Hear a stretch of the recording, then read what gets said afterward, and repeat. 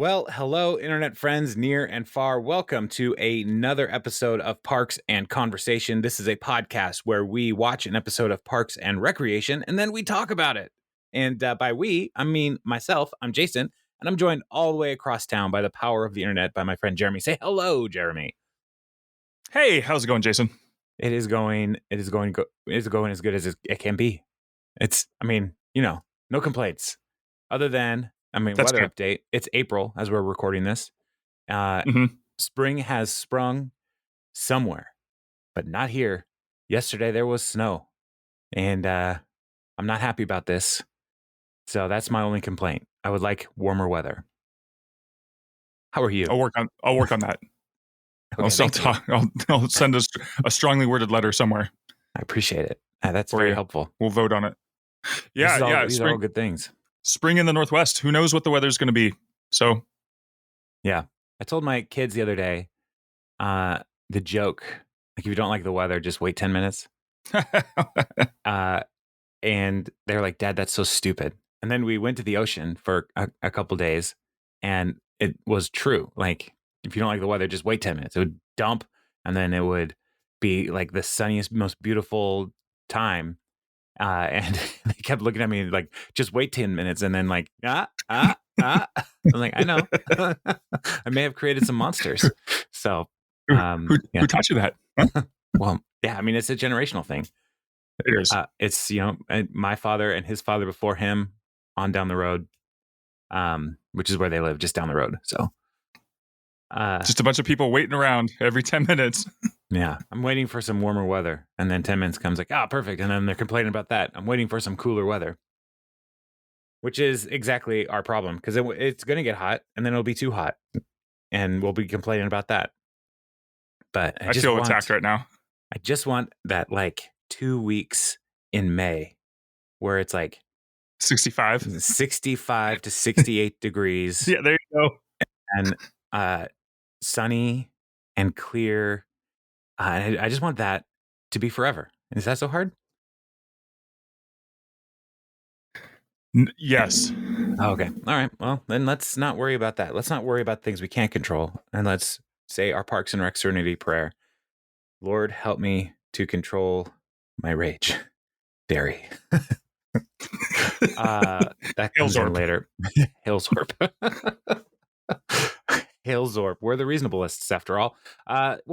Listener, sorry for the shenanigans there at the top, but we're excited. What did you expect? Yeah, what did you expect? But I'm excited to talk about this episode. One, because it's only got 2 plot lines. These episodes with a third plot line have been difficult for my brain. But this way less work. Is so straightforward. It's season 5, episode 10, 2 parties, and we really just have 2 parties that we're talking about: the bachelorette party and the bachelor party. One of them sounds fun. The other one is the bachelorette party. So Jeremy, first impressions on this episode. Like, before we jump in, what were your thoughts on this one? This is one of my favorite episodes. I haven't seen it in a long time, and so watching this again is great. I love the concept of Ben's party. His party itself, and we'll talk about later, that's my party. I would love that party. Yeah. And then the girls' part was pretty funny. Their whole storyline. I love Ken Hotote. He's hilarious, and that whole thing with Punchburger. So yeah, I really like this episode. How about you? This one is it's really fun because we get to on the guys' parties, we get to know them more, which is great. It's super fun. And so those actors working together, they are really great. And so seeing them work together is fun. And I feel like we get a lot with April and Leslie just relationally in the show, but we never get all the guys doing their own thing. And so it was like, oh, this is different. This is fun, I thought. So yeah, well, but how do we want to do? We want to just kind of walk through as we normally do, just going like about one plot or two plot, or do we want to just kind of let it all happen as it happens and kind of talk through highlights as we walk through? Yeah, let's go through it because I feel like they do kind of like overlap in a couple times. Let's just start from the top and go through the whole thing. Okay, that is the plan then. We will start at the cold open where we have Anne and Leslie in the city hall, and they are welcoming Ken Hotate to into a meeting. And they right away we get the tone with Ken, which I appreciate, because they offer him some water, and his response is like fire water. That's racist. So that's there's a lot of playing with the concept of white guilt in this show in general, and I think this one is the episode that really went for it, especially in areas that are affected by tension between Native Americans and settlers. Like, yeah, the people of Pawnee like pushed the Wamapoke out of their land and cheated them and lied to them and were violent to them, all these things. And so like they've really built a culture in the show. Like there's so much tension around here. And so for Ken to say this is like, what? No, I don't know what, I didn't mean that. And like you instantly have the white characters on their back foot, like trying to be like, I don't know how to respond to you right now, which is really fun. I think that's super fun. So yeah, because he can't lose. He's going to win every time, right? And he knows that. Yeah, and so when he said that we didn't mean that, he's like, I'm just messing with you, and I was like, oh, he's so funny. But then he's like, but I will have a whiskey. So, which is it's so great. The just the turnabout there. So, and the goal here is as they're trying to build their Pawnee Commons and the plan for that they're going to present to the people before Jeremy Jam presents a plan for the new Paunch Burger.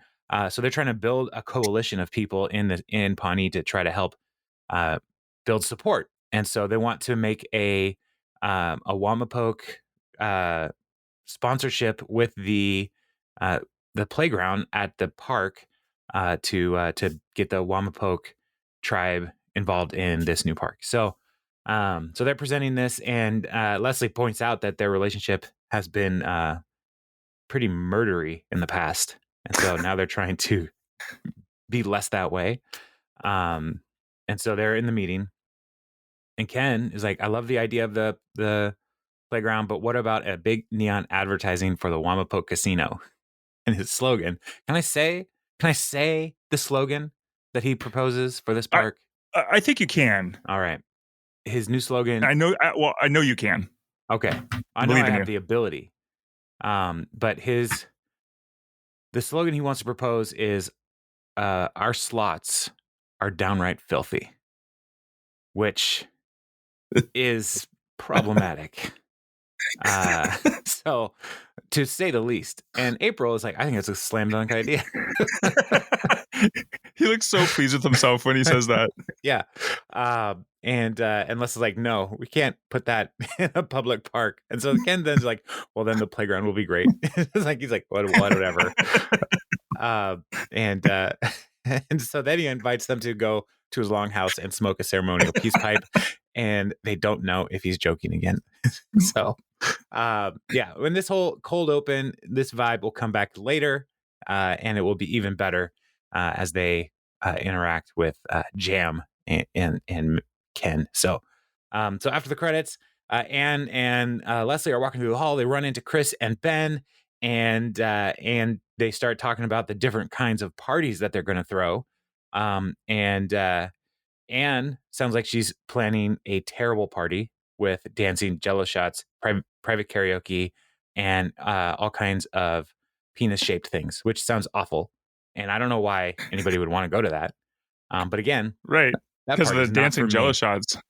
Exactly, sounds terrible. Exactly. And Anne has a tremendous amount of pressure trying to make this party go well, and so she's eating some of the gummy bears that are phallically shaped. But Ben's party is also going to be wild. And Chris is talking about how wild it's going to be. He's got, you know, Tom, Ron, Jerry force his way in there somehow. So things are going to get crazy. And it cuts right to the party. And Ben is holding up the box for Settlers of Catan. And he gives the rules for this. And it is met with some resistance from Tom. But then you could see like Andy looks like he's gonna die as he's like getting these rules. Like, I don't know. And Ben is like such a go along guy. He's like, we don't have to play this. I mean, I am nationally ranked, so it's not even fair. But I don't even know how you would become nationally ranked in a board game, but I know there's a way. I just like it doesn't matter. It's perfect. It's so perfect. Yeah. Oh, man. There is a big board game convention that happens every year, and I think it happens in Indiana. Because one of the YouTube channels that I follow, Our Family Plays Games, they talk about these conventions that they go to, and there's one that is always in Indiana, I think.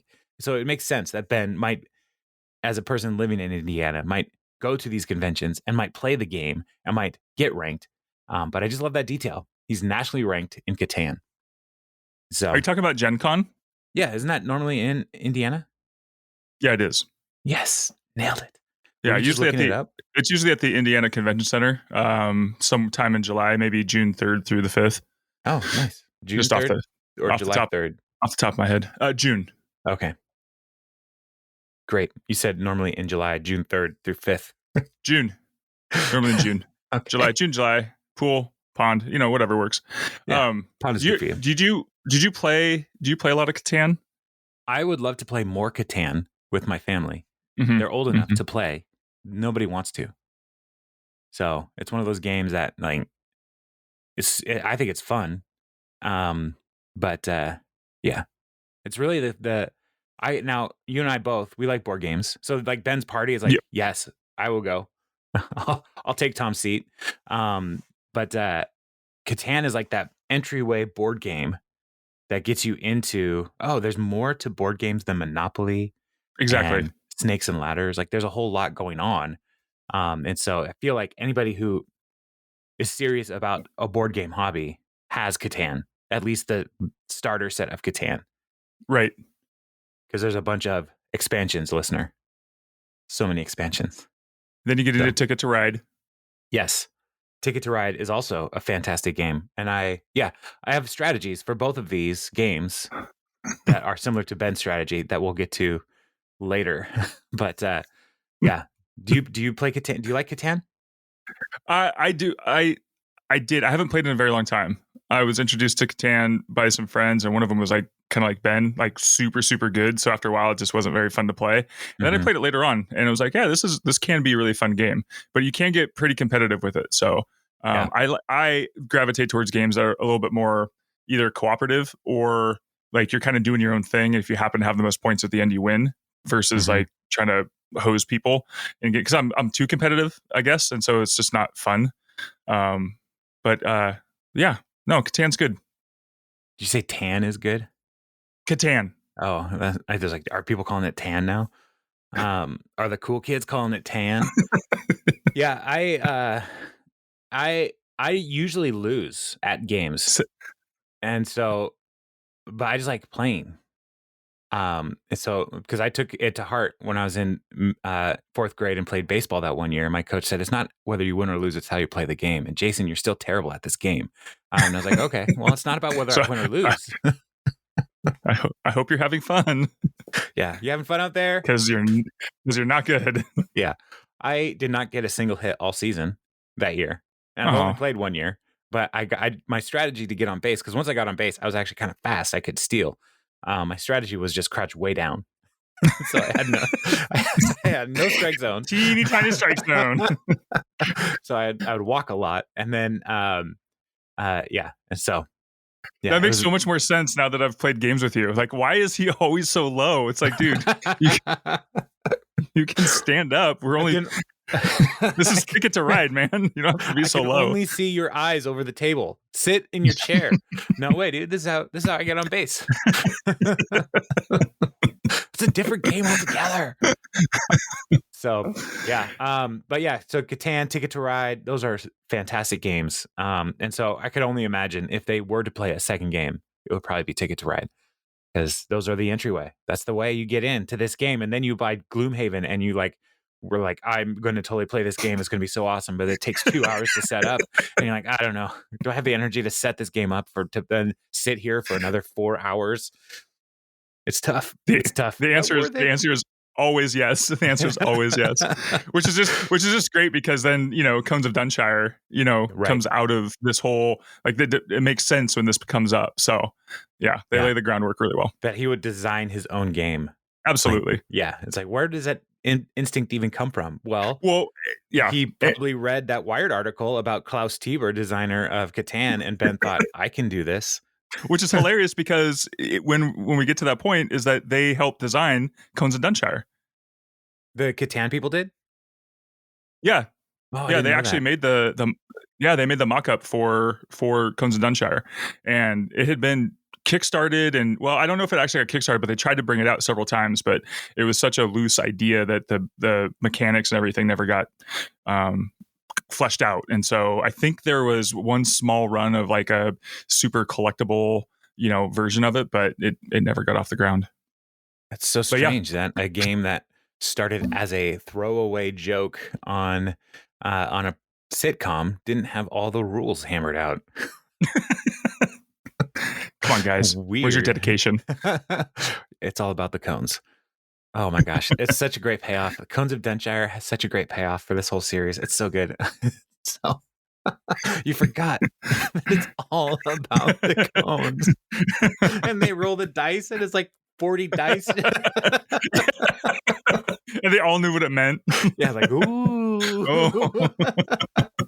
Man. And yet, and then it's just Andy's like, we own this place now, and he's stealing a bike in the background. Yeah. This is mine now. Oh yes, so good. So Ben's party's happening. April and Leslie and Anne are getting the party going over at Anne's house. And April asks if it's going to be one of those cool parties where things get out of control and they murder someone and they have a blood oath to never reveal their secret. And Leslie says no. And April's response says, I might have to leave early then. But then Leslie notices that over at Lot 48, Jam is over there with Catherine from the Paunch Burger Restaurant Coalition. And they're putting in a sign saying a new Paunch Burger is coming soon. And the tagline is "Start drooling fatties." So pretty cool. And Leslie's like, "You can't do this. We still have time before the vote." And Jeremy's doing this because he's like, "I don't care. I want people to want this for the vote." And so I'm gonna keep moving this thing forward. And then a town person is walking by and he's like, "Oh, sweet, new Paunch Burger." And April yells just like, "They'll kill you." And he's like, "But they taste real good." They're full of wasps. Yeah, they'll kill you. It's full of wasps. And so, yeah. So now this is throwing Leslie off. And so she's going to be sad, and she's going to try to solve that later. Cut back to Ben's party, and Ben is accomplishing his victory because he has 7 contiguous segments, giving him the longest road and 10 points for the win, which is also my strategy. I always go for longest road in Catan because I just need that 2 points. And that might be why I always lose. But you got the longest road. Yeah. I am always so frustrated with that game because it is, the values of the tiles are randomized. And I can never, I always think, okay, this is what I'm going to do. I'm not going to go for 6 and 4s because those are too common. Right? Like everybody's gonna go for 6 for 4s, but if I get like 5s and 8s, those are good too. And but it never works for me ever. Anyway, so Ben wins and he's ready to call it a night. And Chris has a toast to the new Lord of Catan, and toast them to many years of happiness together. And Ben is like, this can't be how this party ends. Because and he's like, I know you said no strippers because they make you sad. And Ben's response is correct. But he's like, there's Oh, a you new mean sorry, Tom? yeah, did I say yeah, Tom says no I think strippers you because they said make you you sad. said Ben. Okay, And Ben says yeah. correct. And so but Tom has an idea to just everybody go get a drink at this new bar called Essence. And they're like, all right, that sounds fun. Everybody's on board. And Tom warns them. It's a kind of experimental way to consume alcohol. And Ron says, there's no wrong way to consume alcohol. Cut to the bar. And the server is giving Andy a frothy cup, like a cup of foam. And it says, this is your Bud Light. And Andy says, I ordered a beer. And that is Well, your beer. I thought it looked like cotton candy. Maybe it could. Somehow it was fluffy. So Right.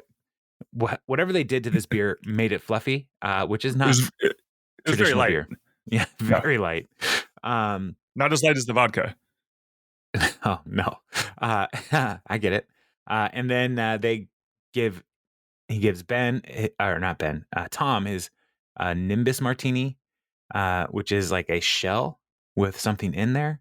And he asks if he can chisel the aromasphere, and Tom is excited. And so the guy cracks open the shell, and Tom starts wafting in the alcohol. And Ron's response there is, this is the wrong way to consume alcohol. And so server's like, who ordered the scotch? And Ron raises his hand and says, hold your hands. And so Ron puts out his hands, and the guy starts rubbing his hands with this whiskey infused lotion.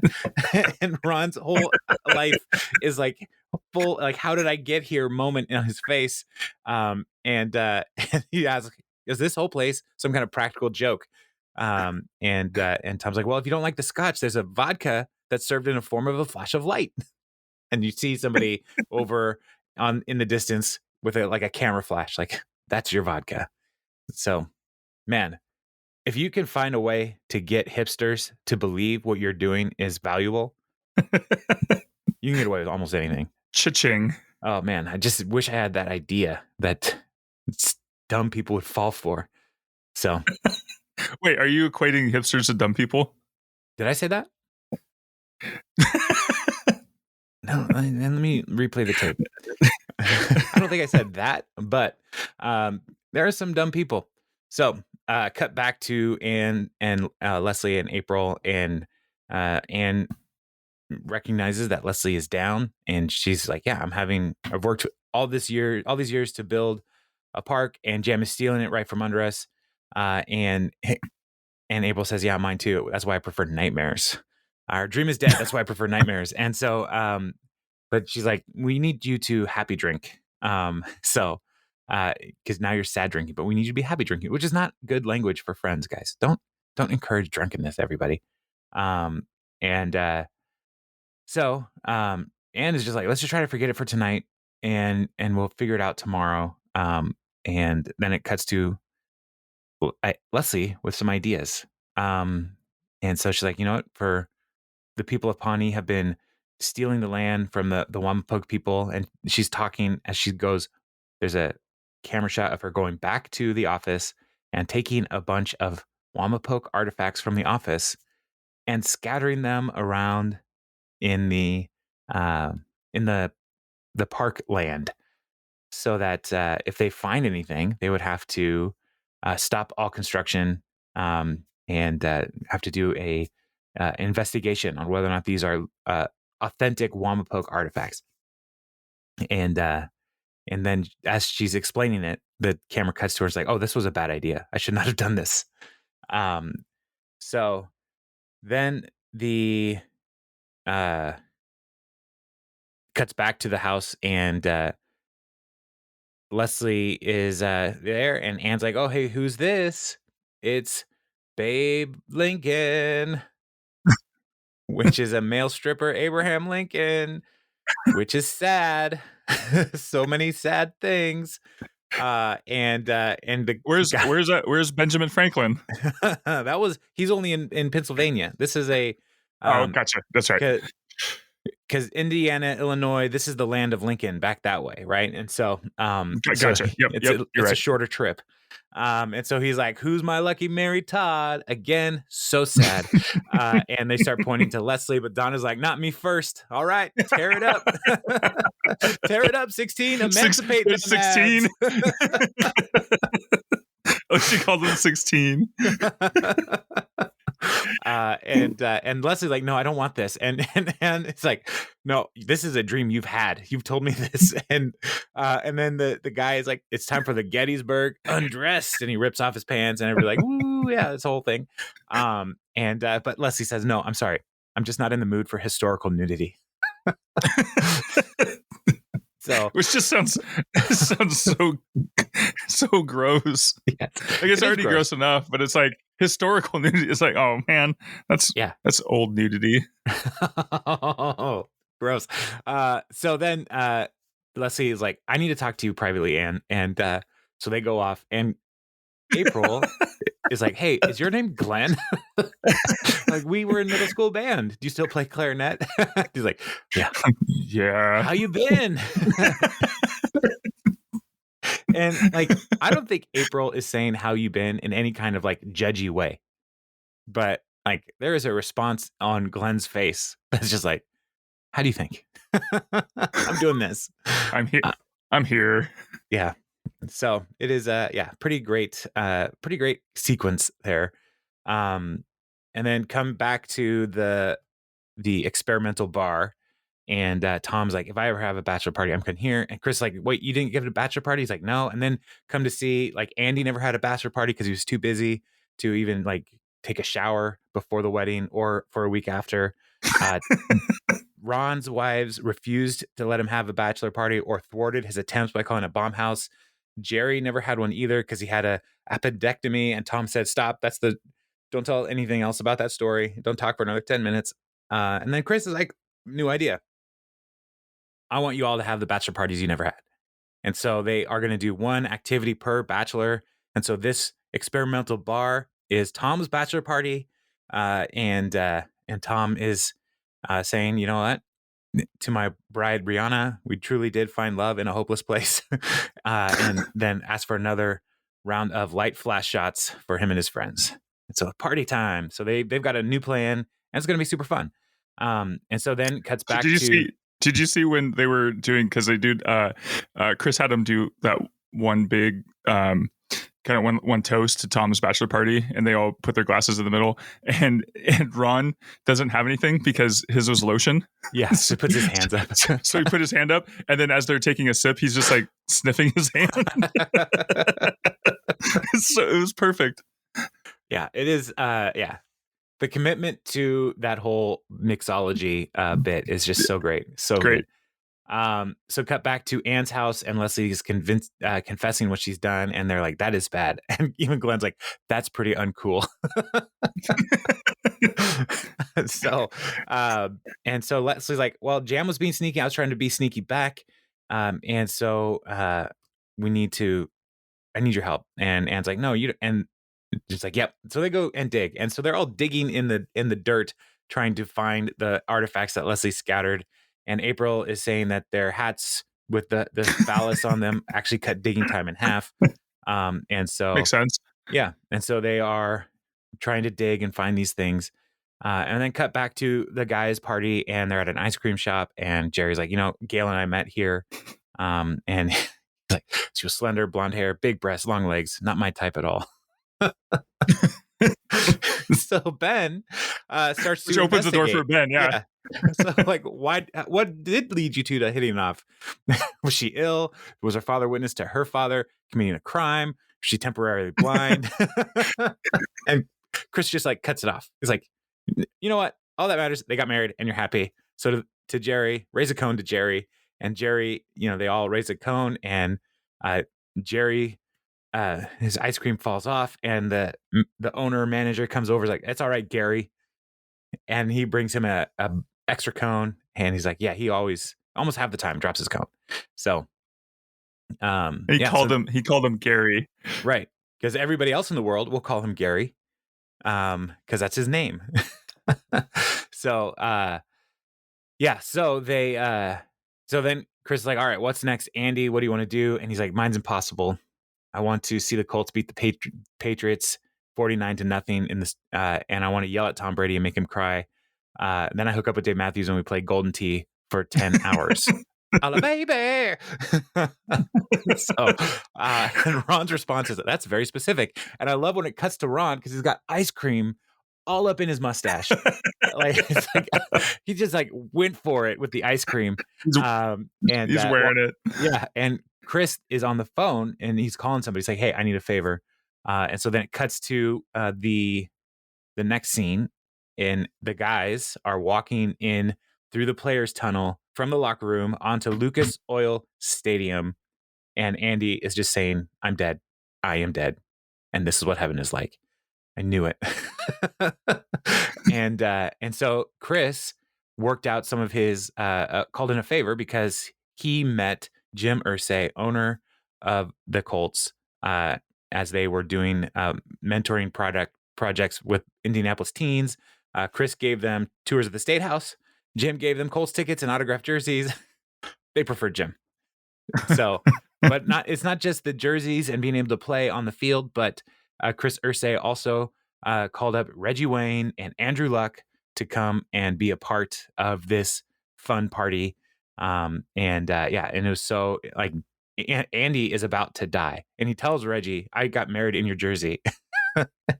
And I love Reggie Wayne's like, that's weird, but I respect it. That's weird, man. And then Jerry starts talking to Andrew Luck. He's like, I'm a big fan, Mr. Luck. He's like, okay, settle down. So whatever energy Jerry puts out in the world is not just in the office, it's with everybody. Settle down. And so Andy asks if he says it's every groom's dream to catch a touchdown pass thrown by you, Mr. Luck. Could you do me the honor? So like he throws him a pass, catches the touchdown. It's a party, and it's just the best. And so then they cut to driving, and they're like, "Hey, we should call Anne and rub in how awesome our party is." And so they call Anne, and she's like, "They're all still digging in the dirt." And Anne starts lying about how insane their party is going. And April just like, Anne, who are you lying to?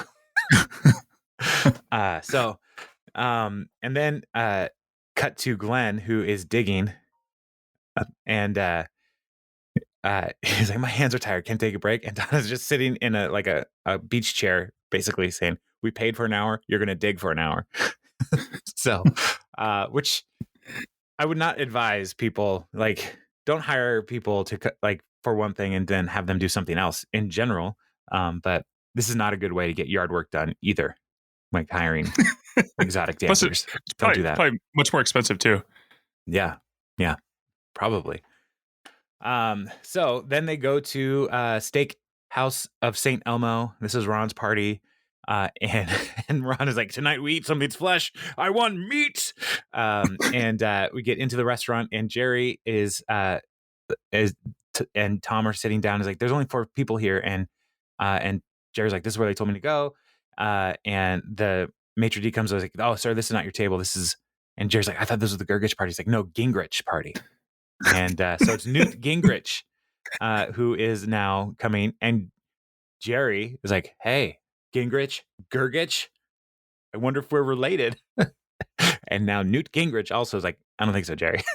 So, yeah, so they are eating at the party, and Ron asks for more steak and 4 more glasses of Lagavulin in liquid form. And the server's like, that's not something you need to specify. To where Ron says, you'd be surprised. It's got to be in liquid form. Smell my hand. Yeah. And so Ben asks how things are going with Diane, and Ron's like, I'm going to be very candid with you all. I like her. Woo! And they're like, whoa, that's a big deal. So, and Chris gives a toast, and it wants to represent the groom, and his toast is simply to Ron. And Ron very much appreciates that. And so, but then they also find out that their meal has already been taken care of by Mr. Roy Hibbert. And if you are not a basketball fan, Roy Hibbert was a part of Entertainment 720 for a couple minutes.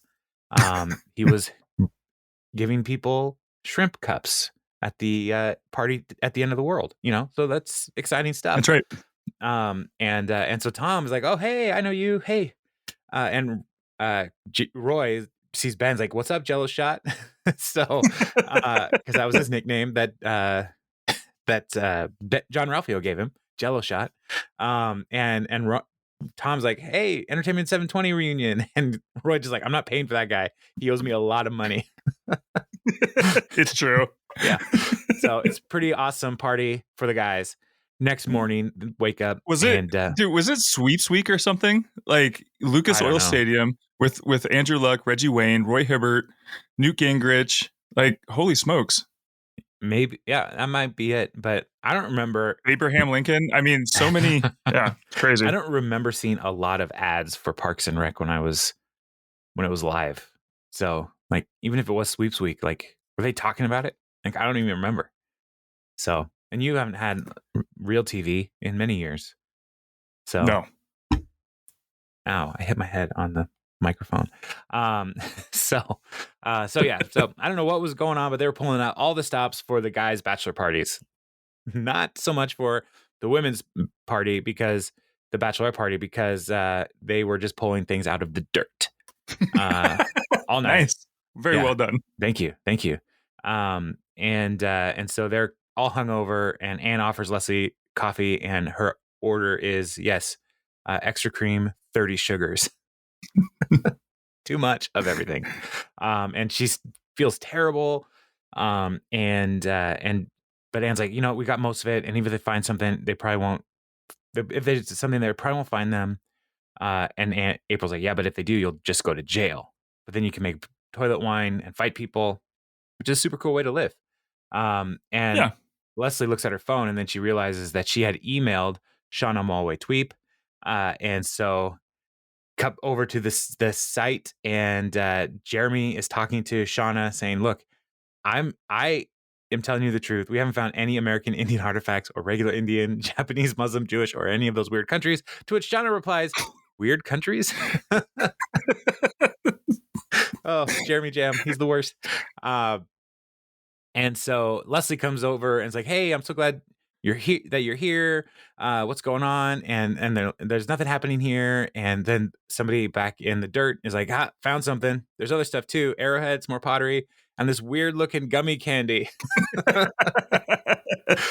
So they have to shut it down and wait for the Indian Affairs Commission to weigh in. And Jeremy is not happy. And so they're back at City Hall, and they're getting ready for this commission meeting.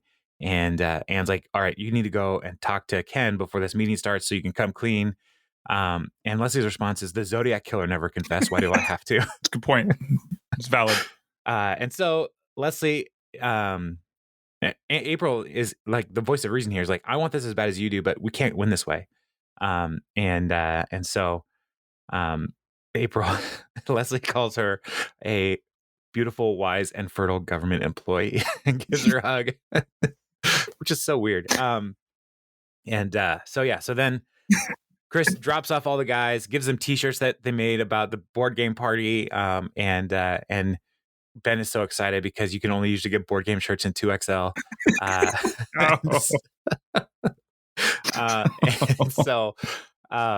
So then Chris was like, oh, I just remembered, we left Jerry back at the gas station in Martinsville. So I was like, I'll go get him. So, I don't know how long he's been there, but he'll go get him. And they're like, oh man, he's the best. And Tom's like, we should do something for him. And Andy's idea, get a pet snake, but Andy gets to keep it. No. And then Leslie cuts back to Leslie, and she's talking to Ken about some of the terrible things that they've done. Like, in 1921, removing families from their homes so Pawnee could install a bumper car track. In 1951, made it illegal for people to dance or smell like a Native American. And Ken's like, why are you telling me this? It's like, I want to tell you all the awful things, raise that so that you can, when I confess something, you have some perspective on how less awful those things are. And she says, I put those items in Lot 48 because I just didn't want the Paunch Burger, and I wanted to buy more time for my park project. And Ken's response is, that is not great.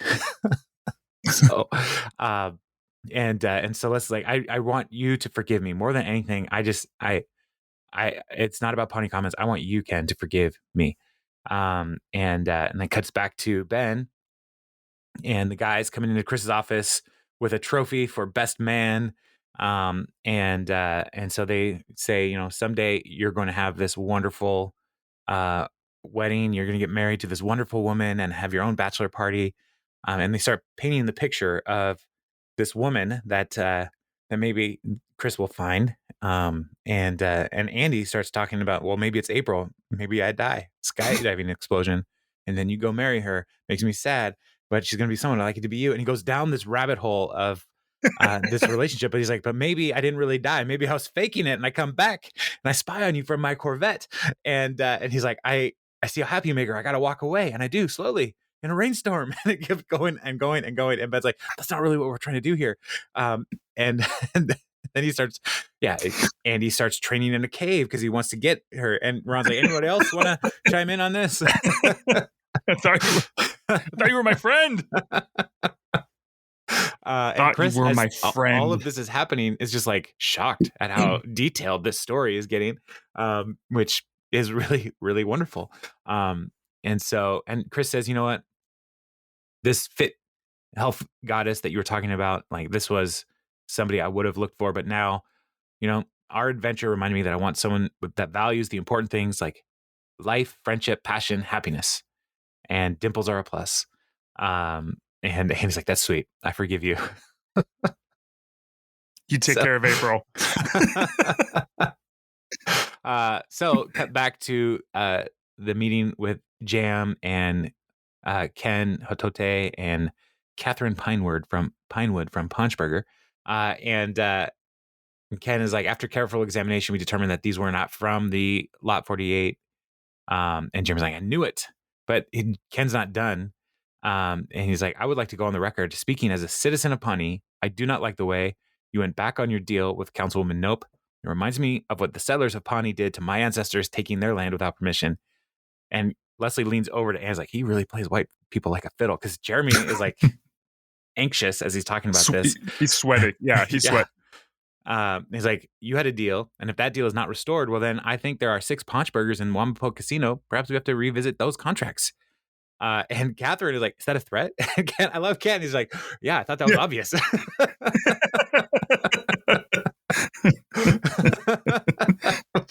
What usually like you expect, is that a threat? It's like, oh no, I wouldn't threat anybody. And he's like, yeah, I thought that was obvious. So it's such a great reversal on that classic trope. Is that a threat? No, it's a promise. Or whatever. Because what are you gonna do? Like, you can't. There's nothing they can do to him. Yeah, there's nothing illegal that he's doing. And so, like, this threat is actually not going to bring physical harm to anybody. It's like, yeah, it's obvious. I'm threatening you. So Ken is awesome. Yeah. And so Catherine says, all right, take the sign down until everything's official. And Leslie's like, all right, in the spirit of fair play, I suggest we put on these authentic Wamapoke headdresses and dance around the table. And she's looking at Ken, and Ken is just like staring. And Jeremy's like, no, that he's like, sounds offensive. And Ken, here again, does it, white man? Jeremy is like, I don't know how to respond. No, it's not offensive. Let's do this. So you first.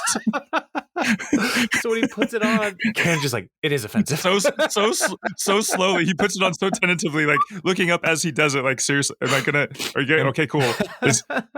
So it's clearly not offensive. It is. Okay, I'm so sorry. So sorry. Oh, so good. So the sign's coming down. They still got the time for working through the Pawnee comments. It's so good. So then cut to Ben walking through the hallway, and he runs into Shauna Malway Tweep. And Shauna's like, hey, I was chasing a story, came to a dead end, but I heard about your rotating bachelor party. Would you mind if I wrote about it? And he's like, sure. Is it really news? And he's like, it is for me. A bunch of friends having fun, doing cool things together. That's what's important in life. I want to write about it. And so Ben has this light bulb moment, and he brings Shauna over to Chris's office. Say, hey, Shauna would like to write a story about our bachelor party. And I thought you might have a lot to talk about. And so Chris is like, that sounds great. And And she's like, do you have a second right now? And Chris, because he's extreme in every way, says, I have thousands of seconds. And so they go out to lunch. And Ben is helping Chris find somebody who values the same things he values. So it's kind of cool. Credit scene. They're at Lucas Oil Stadium, and Chris is playing quarterback. And I think this, like looking at the script, 310 Bullock. I don't know if that's what it says. I think it was Pretty Sandra Bullock. That's what I thought I heard. Pittsburgh, Pretty Sandra Bullock, Pretty Sandra Bullock. Maybe I'm wrong. Give it to me. And Andy's like, this is the best day. I could die. You know, it's like, I met Andrew Luck. I met Reggie Wayne. I met Jim Irsay. I'm standing on Lucas Oil Stadium playing football with my friends. And it's such a great way to end the show. So that's it. Season 5, episode 10, 2 parties. Love it. This was a super fun one. Yeah. Ken I was thinking about what just crushes it. Yeah, Ken's so great in this, and just the way he messes with pretty much everybody. And I think I was kind of trying to think about like why this episode I think it was like one of those ones where like if you were in the episode, like especially as one of the guys, it would be a fun experience, like right. to go to do all of these different things. So I think maybe that's why this episode seems so much like so fun. Like some of them are like, oh, we're gonna go hang out, you know, and go hunting. That's really fun because they're all going and doing something. But as an activity, this sounds like so much fun to go do. Yeah, and because Chris is a big time government like powerhouse, he can call in all these favors. Sure. And like going from all these places in one night sounds impossible, but I bet Chris probably had a police escort and they could just speed everywhere. Right. It's like, I'm city manager, dang it. He's calling in some favors. Yeah. And they're in Indianapolis. So they go to the steakhouse, an awesome steakhouse. It's actually, I looked it up. It was, I think it was one of the oldest steakhouses in Indiana, opened in, I believe, 1903. And it was named after the TV show St. Elmo's Fire that Rob Lowe was in. So it's all connected. The steakhouse was not named after a TV show. That's not what my research says, but you know. Well, if it existed in 1903. Isn't that what St. Elmo's Fire is? It's like a time fire. Like it's all connected. So the real steakhouse is real. It has a fake name, St. Elmo's Steakhouse. No. I'm very confused. It's a real steakhouse that was called St. Elmo's. Yes, it's called St. Elmo's. Okay. I was making a St. Elmo's Fire joke. Oh, so is St. Elmo's Fire named after the steakhouse? No, that I don't know. But Rob Lowe watched that show? I didn't. I heard people watched it that were older than me. Thing. Yeah. But Rob Lowe was in it. That's all I'm trying to say. That. Yeah. I understand that it's one of those first shows that was like, it was all a dream. Oh, was it? That's my understanding. So spoiler alert for a show neither of us have seen, and I'm just going off of something I heard. So, all right. Let me tell you about this great new movie, what I heard about it. So I have friends who are doing this movie review thing in their car. There's like right after watching it, 2 friends, boom, talking about the movie. And they posted it on YouTube. And it's one of those things where it's like, yeah, man, that's what I do. That's what I do with this show. But let's go one more. I say we start a podcast where we review the previews in the theater, like live while they're happening. Oh my goodness! Because you know how every time you see a preview in the theater, it's like, oh yeah, I'm gonna go see that, or no, that looks dumb. Like where like everyone turns into a movie critic before they even see the movie. Yes. Let's do it. Oh man. Yeah. I mean, and theaters are still pretty empty. So you're not going to bother that many people. So that's right. In my experience, when I saw Spider-Man, No Way Home, that was the most full theater that I've been to in like years, even before COVID. It was so full. And so, but every movie I've been to other than that has been pretty empty. Even when we saw Doom, I was surprised. Dune. I was surprised how not full it was. I thought it'd be more full. Yeah, there were not a lot of people there. Yeah, but anyway, what do you do? Yeah, there was nobody in my living room when I was watching this episode of Parks and Rec. So I mean, I'm just going from 0 extra people to like 100 extra people. Anyway, all right. Well, What- Jeremy, we should wrap this up. Yeah, this I think the episode. next one is I want to say ladies in what's it called? Women in garbage. Oh yeah, this one's a fun one too. Yeah. So this I believe the last episode was we got an 8.9 on the IMDb's or good. 8.8. So yeah, that's about Take where it back. I put it. Should be 8.9. 8.9. 8.9 or nothing. That's right. Might as well round it up to a 9. Well, Yeah. I'm Women in good. Garbage next week. Leslie and April volunteer to work on the garbage truck. Yeah, which is very good. It's a fun episode. Yep. So they're all pretty fun episode, guys. Greg Daniels, Michael Schur, and Harris Whittle wrote it. Oh, Harris. Yeah, it stars Amy Poehler, Rashida. All right. Anyway. So yeah, let's talk about next week. All right. Then that's what we'll do. Talk to you later. Okay. Bye.